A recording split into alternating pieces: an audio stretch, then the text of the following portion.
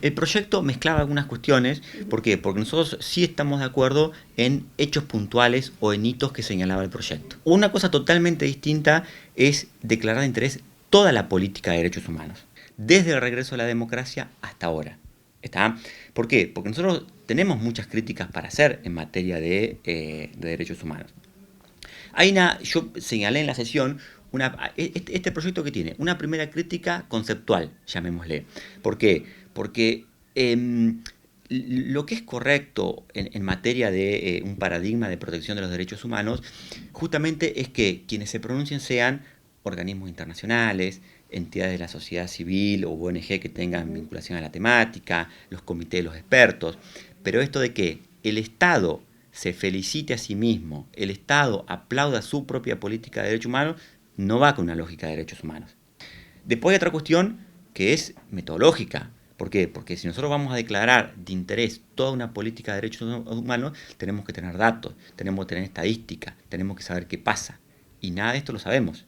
¿Está? ¿Por qué? Porque el Estado no genera datos en materia de derechos humanos y las veces que se le han pedido información la ha negado. Y para esto te voy a dar un ejemplo concreto.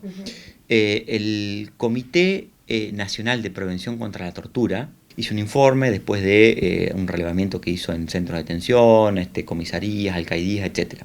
Y le dio al gobierno provincial un plazo de 20 días para que de alguna manera responda a algunas cuestiones y se pronuncie sobre un plan de acción. Pasó casi un año y dado que la provincia no contestaba, ese Comité Nacional de Derechos Humanos hizo el planteo a la Cámara de Diputados. El bloque de diputados radicalismo le pidió a la Subsecretaría de Derechos Humanos que informara, se negó a informar. ¿Con esto qué te quiero decir? Por un lado, el acceso a la información pública está contemplado como un derecho humano, pero a su vez acá había acceso a la información pública en un caso específicamente vinculado a respeto y cumplimiento de derechos humanos de personas en centros de detención. Entonces, fíjate cuál es la concepción del Estado en lo que es materia de derechos humanos. Esto como para citar un hecho puntual. Yo entiendo el fundamento que marca la Unión Cívica Radical, pero digo, suena raro en este contexto en el que estamos posicionarse en contra, porque es como que se sigue abriendo la puerta, ¿no?, al avance de este discurso de derecha y no reconocer, si se quiere, las políticas de derechos humanos que este gobierno nacional realmente está boicoteando.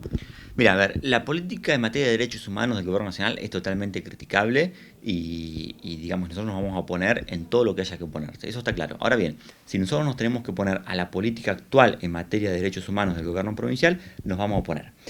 Y básicamente, ¿por qué? Porque, a ver, hablar de derechos humanos hay que incomodar. ¿Está? Porque tenemos múltiples y variados derechos que están siendo vulnerados y hablar de derechos humanos no es ser complaciente con el gobierno de turno. Es decir, uno sea oficialista o sea oposición, si quiere hablar de derechos humanos, hay que partir de la base de que vamos a incomodar.